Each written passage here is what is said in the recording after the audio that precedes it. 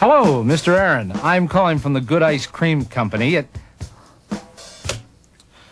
Why couldn't I live in a small town? A very small town. Hello, Mrs. Aardvark. I'm calling from the Good Ice Cream Company. Yes, the Good Ice Cream Company. You hate our ice cream. Well, yes, I'll try. Okay, yes, I will. All right, okay. Bye-bye. Too many flavors. Oh. There must be a better way to tell people about our sale.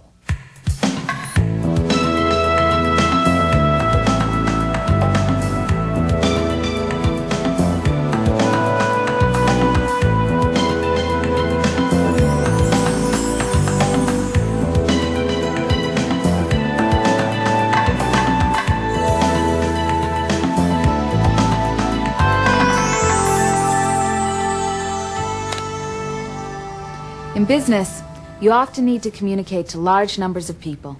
You can't telephone everybody. Hi, I'm Sharon Lewis, and welcome to Business Communications.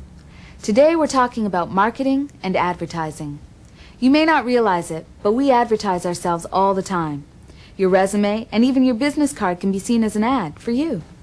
You're trying to tell an unseen audience something about yourself. Television and newspaper ads work in a similar way. Both are trying to communicate something about a product or service in a short space of time.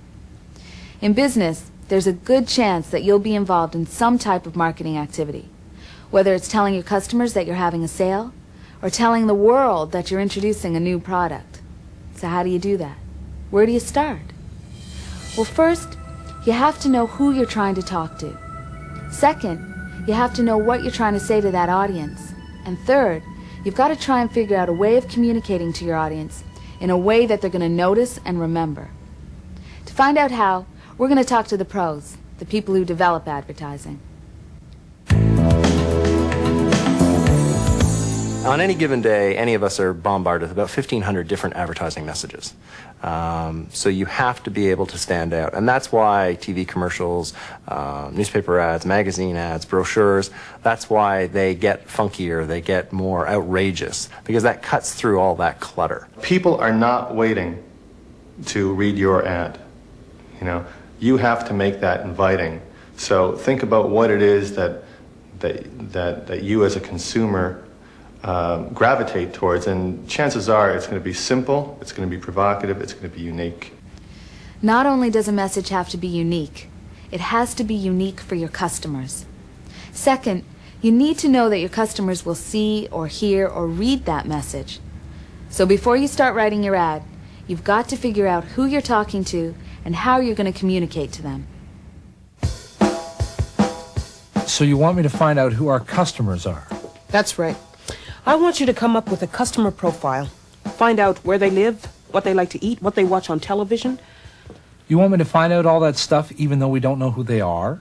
You got it. What they watch on television? That's it. I want to know what they're going to watch before they do. What if they don't have a TV? Need to know that too. Maybe they read the paper. Oh. What if they're from Mars? Need to know that too. Find out if they listen to the radio.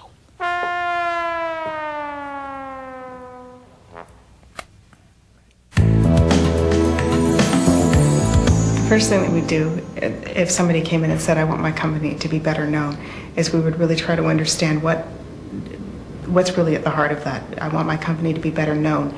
So am I just trying to build awareness of the company? So really understand what they see their problem as being. Is it simply an awareness problem? If it is, then we would try to understand where their business base is and who they're trying to appeal to. If you don't know who you're talking to, you don't know how to talk to them, and you don't know what's interesting to them and what isn't interesting to them.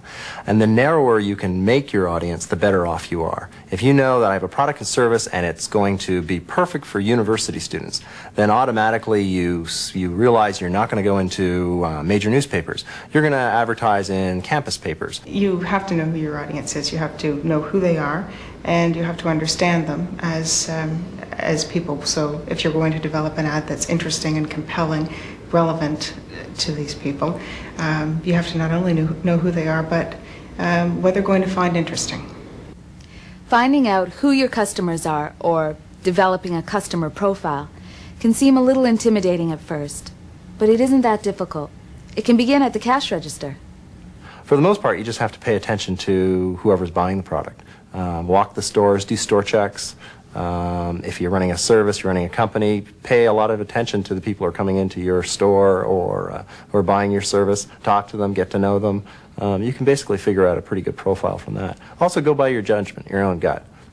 So, how do you make your message stand out? First, you have to learn who your audience is. You need to learn what aspects of your product or service are important or relevant to them. Then you'll know what type of language to use. It means doing your homework. No matter how much money you spend on advertising, if you don't know your audience, you're not going to produce a good ad. Now, the second part in developing an effective ad or message is a little more difficult. So I just finished writing an ad for the radio. Oh, great. Let's hear it. Okay, here goes. Are you hot, bothered, need something cool and refreshing to take your mind off the weather? Just imagine 2 scoops of ice cream in any flavor you'd like. That's right. We're the Good Ice Cream Company, selling good ice cream at good prices. Real good. Well? Well, it's, good. Yeah, maybe just, it's good. Great. Oh, boy. No matter how much money you have, if you don't have an idea, a concept of what you're trying to say, it doesn't matter how much money you throw at it, it'll always just be a dull ad. Actually, it doesn't matter whether it's a mass audience or if it's even a very focused audience. You want a message that's relevant to the audience, that's unique, and is entertaining. If you develop an ad that's expected, it doesn't reach out to people. It doesn't break through. If it's creative and you can talk to people and tell them something in a slightly different way that they're not used to, it's more interesting, and your advertising works harder for you. Translation? If your ad is boring, it's boring. The audience is going to be turning the channel or turning the page. How do you begin to make an interesting ad? Once you have a very clear thing to say, it's easier to make it stand out. People don't want to be confused. They don't want to have to think about it. So if you have a very clear thing to say, then you can concentrate on making it, the way you say it, much more interesting.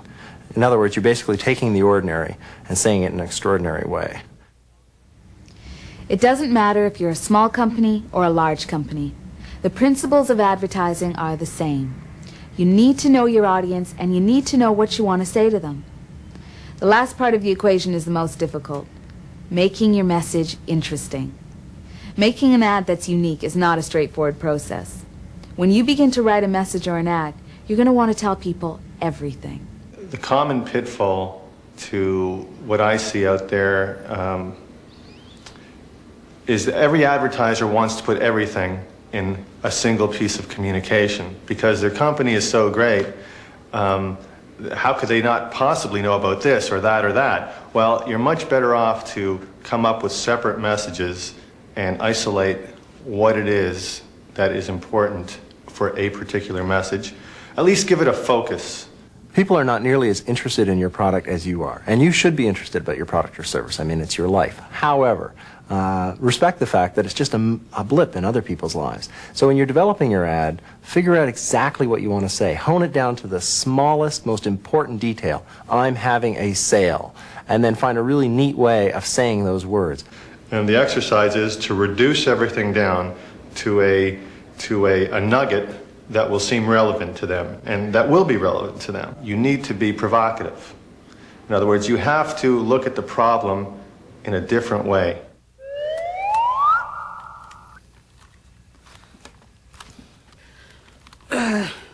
No one liked my radio ad. Oh, really? Yeah.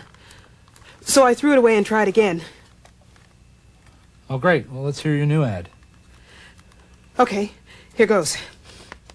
Well, the commercial starts with a set of footsteps going down a set of stairs, and The announcer says, "It's 2 a.m. in the Jones household.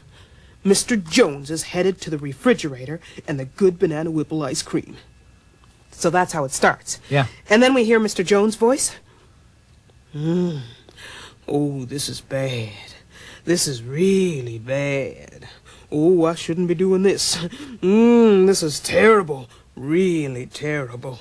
Oh, I'm bad. I'm so bad. Really bad." And then we hear the tagline, "Good ice cream for bad times." Well, what do you think? It's bad. Real bad? Real bad.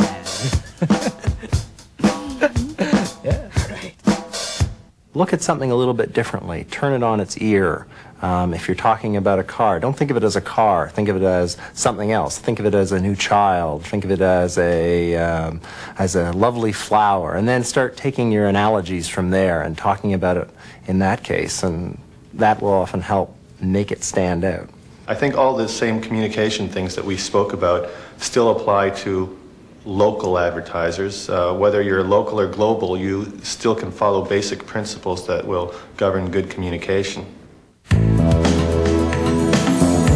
Know who it is you're trying to appeal to, so know your target audience and understand who they are as individuals.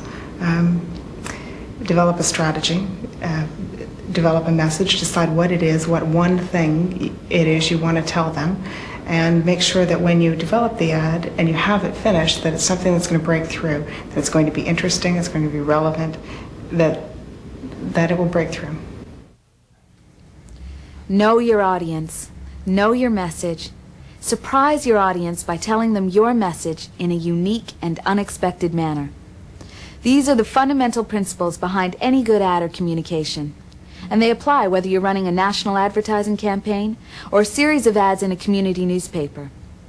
You know, every day we're bombarded with more information on television, from newspapers, and from flyers that arrive on our doorstep. To make your message stand out, it has to be clear and relevant to your audience, and it has to catch their eye in a split second. Your message needs to make your audience curious. It has to be unique. Speaking personally, advertising has no effect on me whatsoever. None. Nada. Zilch. I bet you believe me, eh? I'm a sucker for ads.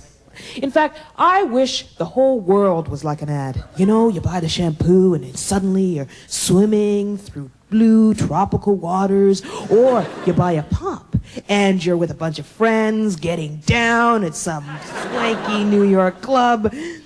Well, that's why advertising will always work. Because people will always wish that it were true. Now, lotteries, they're the best advertisers. Because, you see, they promise the fancy car and the tropical waters. But when you lose, you don't even get the shampoo. Because, hey, it's just a piece of paper.